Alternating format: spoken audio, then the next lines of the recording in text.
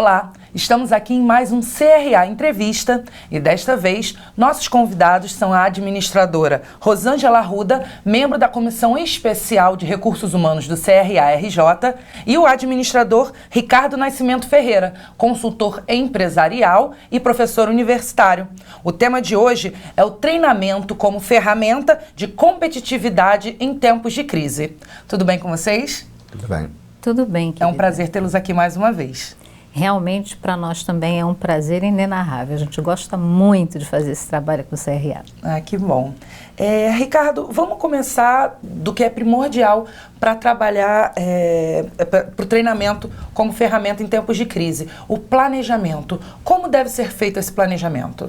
Geralmente nós precisamos, para desenvolver aí um treinamento, alguns pontos primordiais. Primeiramente, são algumas ferramentas que ajudam a dar subsídio para isso. Nós temos aí o levantamento de necessidade de treinamento, que é o primordial, que geralmente é encaminhado aos gestores das áreas para que eles se indiquem quais são as necessidades e as prioridades de treinamento.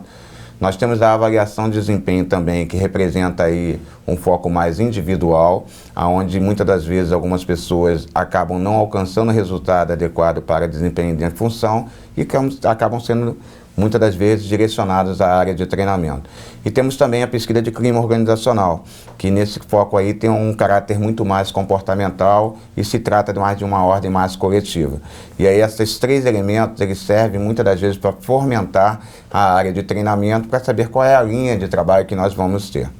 E as empresas têm procurado, as organizações têm procurado esse tipo de treinamento como uma forma de passar por cima, né, de balancear melhor o que está acontecendo hoje, o que está acontecendo na sociedade economicamente falando? Como a gente está vivendo hoje um momento aí de transição e de muita mudança, a área de treinamento tem sido vital dentro das organizações.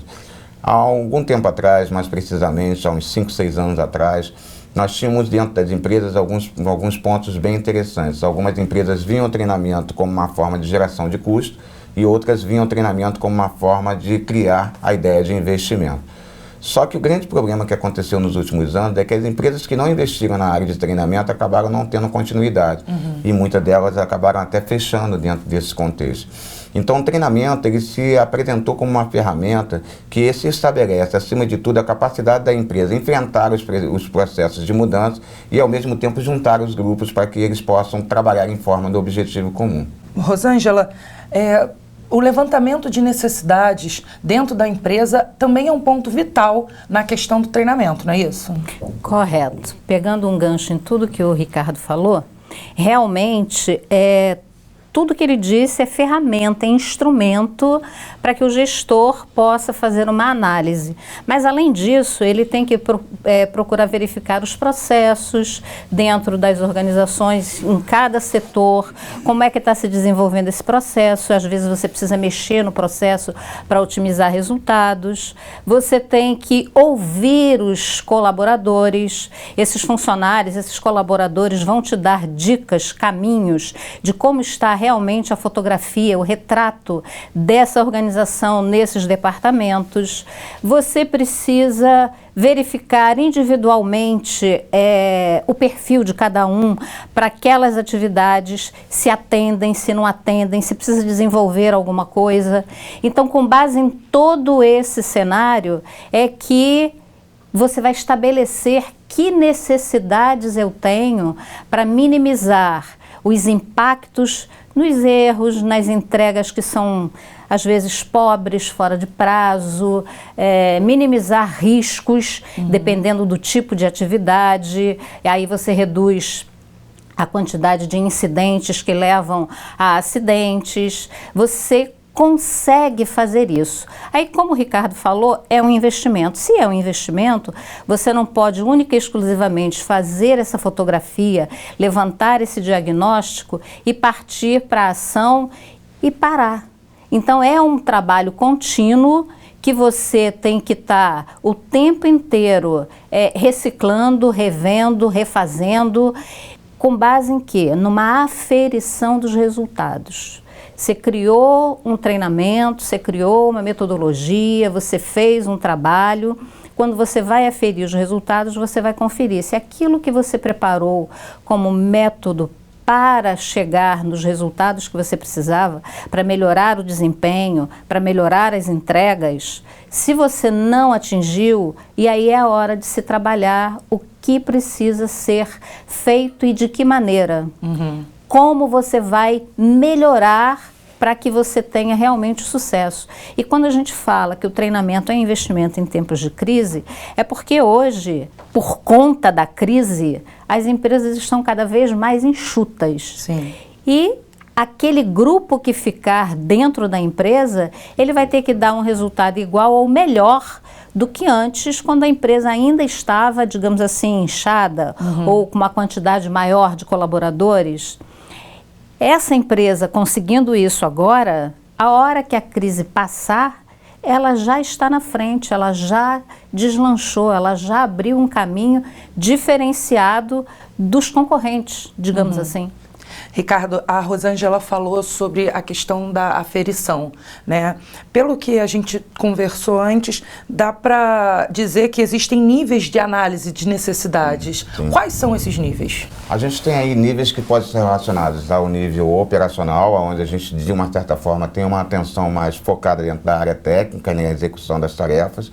Nós temos aí basicamente aí o nível gerencial, que tem um outro tipo de abordagem, e é uma coisa interessante porque muitas das vezes quando você faz um treinamento no nível operacional, você tem que estar muito próximo dos processos, como a Rosângela falou.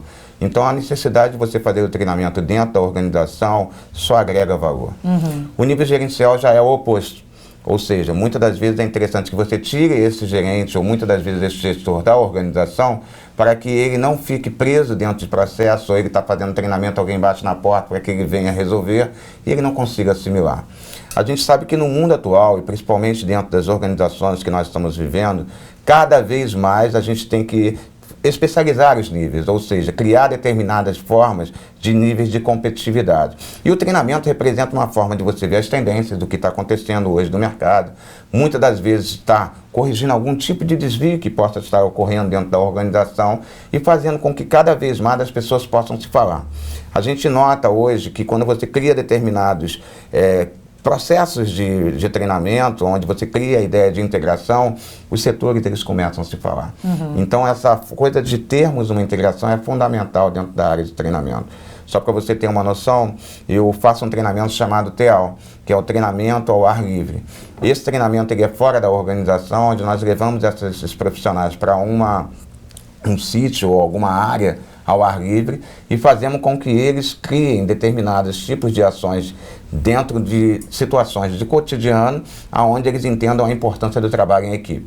Então, todas as empresas que conseguem focar essa ideia de equipe, onde claramente o treinamento consegue criar essa coesão, conseguem ter resultados positivos. O que a gente hoje vê, e a Rosângela falou de uma propriedade muito importante disso, o treinamento não pode ser dado só por dar treinamento. O treinamento ele precisa ter uma continuidade, ele precisa ter uma busca de resultado. O grande erro que nós temos dentro do treinamento no Brasil é o fato de você criar o treinamento e muitas das vezes não avaliar o resultado. Avaliar o resultado na hora que dá o treinamento, mas não avaliar o resultado no processo. Então, o que realmente faz uma diferença é você ir nos processos, ver se aqueles ensinamentos que foram dados no treinamento realmente estão sendo colocados em prática. Uma vez colocado em prática, aí sim a gente vai ver se houve uma melhoria da produtividade, que o índice de reclamação diminuiu, se você conseguiu fazer com que houvesse melhores resultados e que as pessoas assimilassem aí os conhecimentos. Isso não é uma coisa simples. O processo do RH é acompanhar todas essas etapas.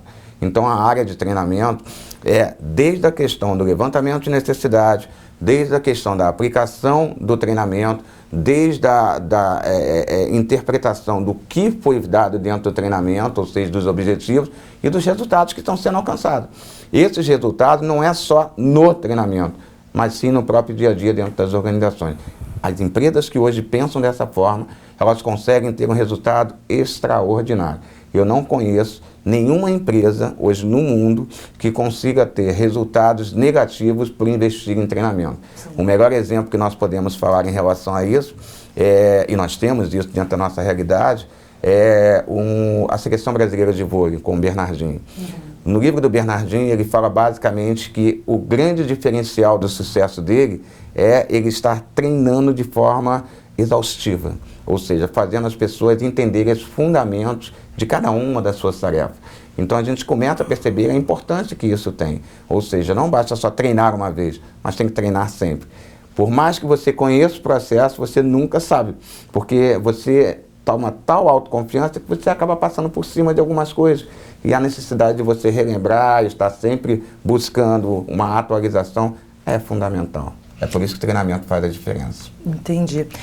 E para o profissional de recursos humanos, profissional que trabalha com recursos humanos, como ele deve trabalhar isso dentro das empresas? Quais são as modalidades que ele pode trabalhar isso dentro das empresas?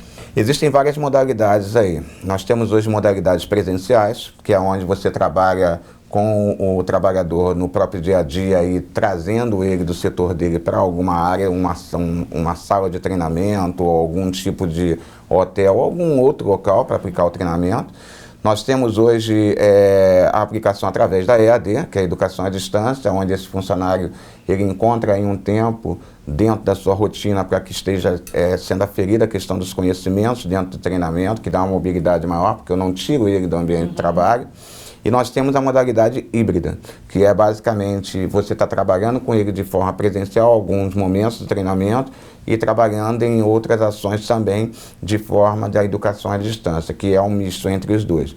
Então a tendência que a gente tem hoje, cada vez mais, é que a gente vai estar fazendo com que esse funcionário tenha essa capacidade. Se você me permitir, eu gostaria de dar um exemplo, uma empresa que eu acho que é interessante dentro desse contexto. O que ela faz? Todas as pessoas que ocupam o cargo de gerente, eles têm como se fosse uma meta ao final do ano para estabelecerem pelo menos 100 horas de trabalho para eles darem treinamento às pessoas que vão se alavancar a cargo de gestores. Então, o que acontece? Esses gestores já estão no próprio dia a dia. Eles recebem mais ou menos em torno de 60 a 70 temas que eles se sentem mais à vontade para que eles possam estar trabalhando.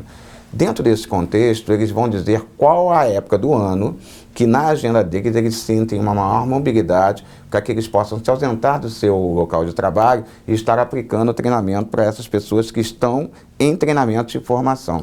Ou seja, que coisa legal. Você está pegando uma pessoa que é do operacional, pessoa que está ali no próprio dia a dia, entende os problemas, traz isso para quem está em formação e dentro dessa premissa, esse treinamento serve como um dos parâmetros, um dos critérios para que ele possa receber uma remuneração variável dentro da pontuação de avaliação de desempenho. Então você consegue estabelecer aí um elo entre as pessoas que estão na ponta, ao mesmo tempo a forma de garantir a qualidade e fazendo com que o treinamento seja aplicado não só por um instrutor, mas por uma pessoa que realmente entenda dos processos. Os resultados são fantásticos em relação a isso. Interessante. E, Rosângela, dentro do trabalho do profissional de recursos humanos, do administrador que trabalha com recursos humanos, a gente tem também, para trabalhar o treinamento, a questão do material didático, recursos, apoio. Isso é uma ligação entre organização e profissional, não é isso? Sim.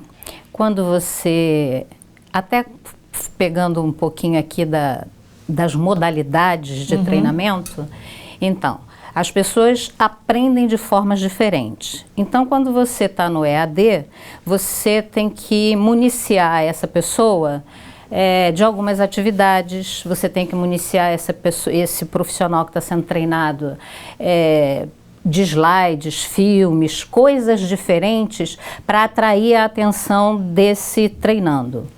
Quando você está também no vivencial, no dia a dia, você também precisa ter, digamos assim, situações diferentes, recursos diferenciados, porque tem pessoas que são muito mais visuais, outras precisam fazer alguma atividade para poder reter um pouco mais a informação, outras conseguem só debatendo, começam a fazer links. Então, o profissional que vai estar, digamos assim, passando essas informações, trocando algumas situações que às vezes você está ali só para despertar no outro aquilo que ele já sabe.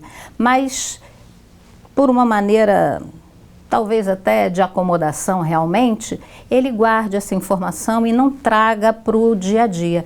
Então, é uma forma do profissional puxar isso de cada um. Os recursos são sempre múltiplos. Você sempre tem que ter alguma atividade que você simule alguma coisa. Quando a gente está no comportamental, A gente trabalha geralmente com jogos, com algumas atividades, como ele disse, né, deu até o exemplo do teal, mas tem outras dentro, né, do espaço fechado. Você precisa desenvolver e trazer esse treinando para algumas situações em que ele possa fazer link com aquelas atividades que ele desenvolve no dia a dia. A parte comportamental acaba sendo muito ajudada quando você trabalha com atividades de jogos, porque a pessoa acaba se identificando quando o profissional que aplicou o jogo do dia a dia começa a provocar essa interseção, né, entre as duas coisas. Trazer a realidade do dia a dia dele, o que no dia a dia dele ele faria se aquela situação que ele vivenciou ali fosse de uma atividade profissional. Então, até quando você prepara um material de leitura, que seria, digamos assim, uma apostila, você precisa ter alguma coisa que desperte, que chame esse aluno, esse treinando, para que ele leia a apostila, não apenas saia do treinamento e deixe a apostila num canto, porque às vezes nem abre. Se você não tiver alguma atividade que você precise abrir, a pessoa acaba o treinamento e deixa a apostila lá. Então tem que ter alguma coisa que ele tenha curiosidade para poder ir lá e procurar mais um pouquinho. Senão ele não continua, né, Ricardo? Então, assim, os recursos precisam ser estudados. Quando você coloca uma atividade, você tem que ter conhecimento, capacidade, treinamento, preparo para que você utilize aquela atividade, porque aquela atividade não é uma atividade por atividade, ela tem um objetivo, tem que ser canalizada para aquilo que você precisa alcançar, para o resultado que você precisa dar, que você precisa que o treinando perceba. Então tem uma provocação o tempo inteiro, isso está muito mais voltado para a parte comportamental, porque na parte técnica, na maioria das vezes, dependendo do tipo de treinamento, ou você precisa de algum simulador para que você simule a realidade que você vai vivenciar no seu dia a dia. Às vezes são situações de trabalhos de muito risco, e aí você tem que trabalhar realmente no simulador para que você teste. Vai depender da área da empresa. Depende, né? da área da empresa. Outra coisa também é a parte de tecnologia de informação, que seja qual for o segmento, você precisa de preparo. Então, na maioria das vezes, como disse o Ricardo, é um profissional já da casa que já tem um conhecimento maior, que vai treinar esse. Na maioria das vezes, esses treinamentos acabam acontecendo fora do horário de trabalho, mas é um profissional, porque aí você está tirando muita gente da sua área de produção para poder treinar. É bom para os dois, é bom para a empresa e é bom para quem está sendo treinado. É bom para quem está ministrando treinamento, porque quando você ensina, você aprende mais, sempre. E a parte comportamental sempre deve ser dentro do horário de trabalho, ou pelo menos a maioria das vezes é dentro do horário de trabalho, e preferencialmente fora da empresa. Preferencialmente, nem sempre isso acontece. Mas quando você tira da empresa é mais fácil, porque você não tem o risco da interrupção. E quando você trabalha isso, você precisa de um tempo para fazer, principalmente quando você trabalha comportamento, porque às vezes uma coisa puxa a outra e você não pode interromper o processo no meio. E comportamento é muito difícil de ser mudado, porque você está ali na sua área de conforto, na sua preferência, acostumado com aquilo. Para que você mude, é por isso que você precisa ter o treinamento não apenas estanque, fez o treinamento, pronto. Não, você precisa retornar com ele, porque às vezes o dia a dia do próprio trabalho, a pressa, os prazos que são extremamente pequenos, curtos, faz com que a pessoa automaticamente, não é nem por escolha, é por acomodação ou porque ela se sente melhor daquela forma como ela fazia antes. Então, a pressão do tempo faz com que ela volte para aquela situação anterior. Às vezes a pessoa já chegou num nível que ela percebe que voltou e ela diz, opa, deixa eu ir para o meu lugar novo, que é melhor e me dá um resultado maior. Mas às vezes não, às vezes a pessoa não percebe. E aí aquilo que ela caminhou, ela regride. Se você não der uma passada de novo, uma relembrada, trazer, dar uma sacudida... Faz parte do trabalho do gestor esse retorno, né? Faz parte do trabalho do gestor esse retorno. Porque aí você está sempre retroalimentando toda essa mudança e ela acontece e efetivamente o resultado é bem melhor. Entendi. A gente passou por todas as fases, né, da questão do treinamento como ferramenta de competitividade e chegamos então na avaliação desse treinamento, Ricardo, porque passou por tudo, fez o levantamento, planejamento, o treinamento, implantou-se, mas é preciso avaliar para saber se deu certo. Com certeza. Eu acho que o grande desafio que se tem aí do instrutor, ou muitas das vezes o profissional que der o treinamento, é como ele vai avaliar os conhecimentos que foram aferidos ao longo do treinamento, o que não é uma tarefa tão simples assim. Para cada nível de profissional você tem uma abordagem diferente, uma linguagem diferente, ao mesmo tempo um tipo de avaliação diferente. Em alguns casos, por exemplo, dentro da área técnica, a gente pode direcionar esse conhecimento técnico para algum tipo de exame ou algum tipo de avaliação que possa direcionar a essa aplicabilidade. Vou dar um exemplo, já dei treinamento já para profissionais que estavam desempenhando um trabalho de mergulhador e era sobre trabalho em equipe. Esses mergulhadores, eles deveriam trabalhar juntos, não podem trabalhar separados. Nós jogávamos canos desmontados no fundo da piscina para que eles fizessem a montagem em conjunto. Para buscar aí, dentro de um processo de treinamento, todos deveriam trabalhar juntos, só que um queria aparecer mais do que o outro. E aí o que acontecia? Um deles montou muito rápido e subiu. Nisso que ele subiu, ele trouxe todo mundo. Detalhe, foi eliminado desse processo. A gente tem que entender que cada vez mais o treinamento, ele é um trabalho de somar, ou seja, é um trabalho de equipe. Então, quanto mais ele pega esse conhecimento, mais ele tem essa avaliação, ele consegue, de uma certa forma, ver a importância que ele tem dentro do processo. Então, eu gosto muito de falar que o treinamento não pode ser só informativo. Eles têm que ser um treinamento que realmente possa avaliar a capacidade do que foi aplicado. E aí, se você me permitir, eu me lembrei de uma experiência aqui da Rio 2016. Eu participei da comissão que fez o treinamento da Rio 2016 e que foi um treinamento muito difícil, porque você estava trazendo pessoas voluntárias numa quantidade imensa, que foram 75 mil pessoas, em vários níveis, onde a gente teve um tempo de 3 a 4 meses para treinar essas pessoas e o resultado não foi trabalhado na aplicação, e sim no dia a dia. E o mais interessante, eles não tinham a obrigação, entre aspas, de irem voltar no dia seguinte para trabalhar. E aí vai muito do que a Rosângela estava falando. Trabalhar a motivação, mostrar a importância deles dentro do processo, em fazer com que ele entenda que a presença dele poderia ser um diferencial. E o resultado foi fantástico. A gente teve aí, demos um show, né? A nossa equipe, de uma certa forma, aí, que teve a responsabilidade, no primeiro momento, de fazer uma triagem de quase 400 mil pessoas e depois focarmos em 75 mil pessoas em várias modalidades, em várias escalas.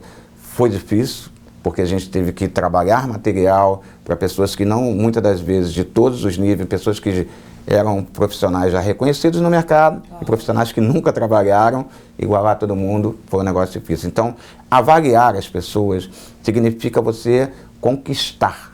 Então, eu acho que uma das palavras-chave que tem o treinamento é você conquistar as pessoas quando elas estão sendo treinadas.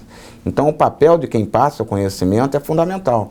Ele é que é o fio condutor no processo de transformação e de mudança, tanto de forma cognitiva, tanto de forma comportamental e tanto de forma técnica. Se essa pessoa não sentir confiança em quem está passando conhecimento, não adianta nada, a avaliação vai ser a pior possível. Agora, se você conquistar o treinando nesse processo, a avaliação vai ser extremamente positiva.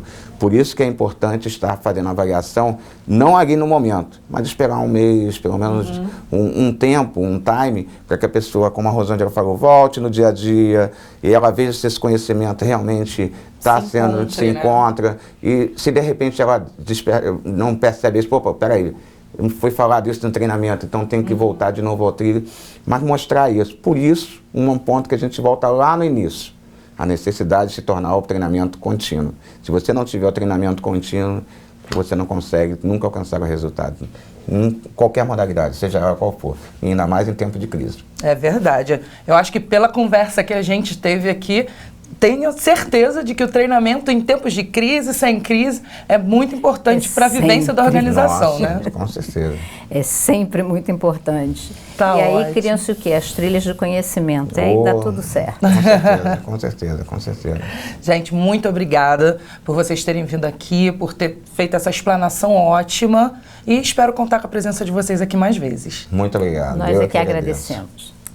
Bom, e você que nos acompanha, você que viu essa entrevista, tem muito mais conteúdo no site do CRA-RJ, na rádio, na TV, porque você sabe, né? Onde tem administração, tem CRA-RJ. Até a próxima.